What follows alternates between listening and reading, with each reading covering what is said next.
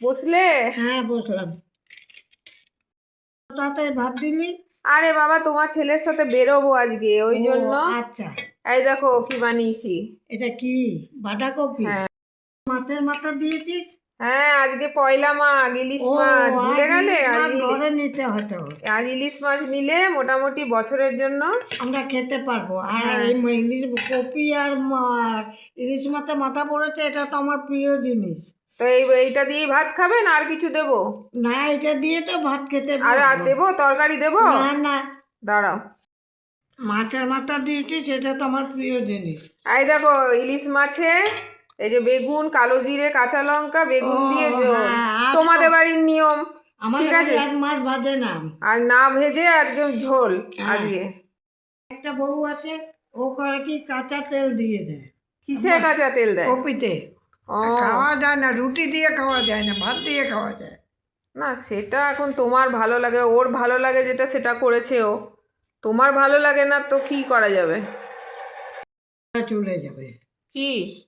ইলিশ মাছের কাঁটা। একটু সাবধানে খাও। হ্যাঁ, ওই জন্য তো আস্তে আস্তে খেতে হয়।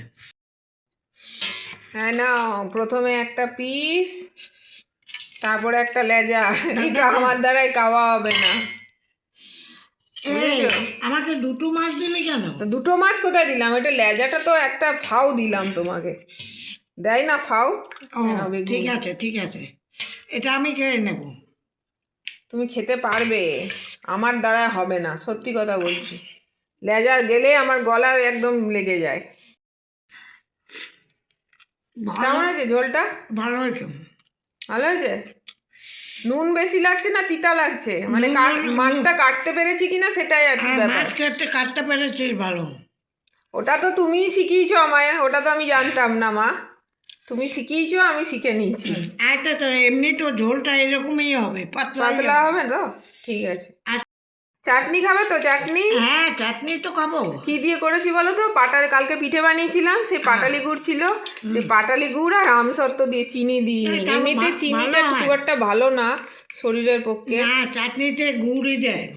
দেয়, কিন্তু চিনিও তো দেয় আমার কাছে। না, আমি তো ছিল বলে পাটালি গুড়টা দিলাম। তো এই হচ্ছে আজকে খাবার। হলো এমনি গুড়ও দেয়। হ্যাঁ, এমনি গুঁড়ো দেয়। এই ইলিশ মাছে বাঁধাকপির তরকারি আর চাটনি, আজ আর কিচ্ছু বানাইনি। এই বানাতে অনেকটা সময় লেগে গেছে। আজ একটু বেরোবো, ডাক্তারের কাছে যাবো, ওই জন্য। তো ভালো লাগলে অবশ্যই লাইক করবেন, কমেন্ট করবেন, সাবস্ক্রাইব করবেন। তাহলে দেখা হবে আবার নেক্সট ভিডিওতে। ততক্ষণের জন্য টাটা।